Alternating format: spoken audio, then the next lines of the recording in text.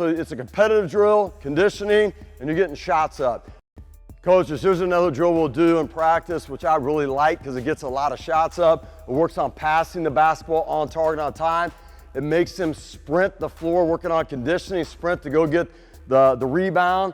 And I like that because you make it a competitive drill. I might have these kids at different baskets, and I might say, hey, and I might have two groups in one basket, and I can sit there and say, hey, first team who gets to 8, first team who gets to 10, whatever, is winners. Losers, you're doing push-ups real quick. So you're putting stakes on it, right?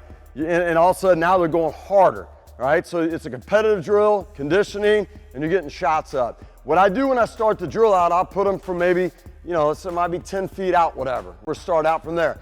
What's gonna happen is we call this 3-person, 2-ball shooting.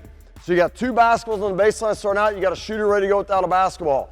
So what he's gonna have to do, Carter is gonna throw a pass. I want air passes, not bounce passes, so it gets there quicker, and they should be thinking about that because they want to be successful in the game. Throw it on target on time. He better give his hands target. I want him to communicate, call for the ball in the air, feet in the air. Once he passes it, go ahead, pass it. He's sprinting out to another area. He's shooting it. The next person in line is going to throw it to the person that goes out after passing becomes shooter. So quickly for this drill coach is understand in 3-person, 2-ball shooting, they're always, to make it simple for you, you can tell kids you're always going to throw it to the same person, right, to make it simple for them. But the idea of I'm a passer, I pass it, I become the shooter. Shooter gets the rebound, next person in line is throwing it to me, they sprint out.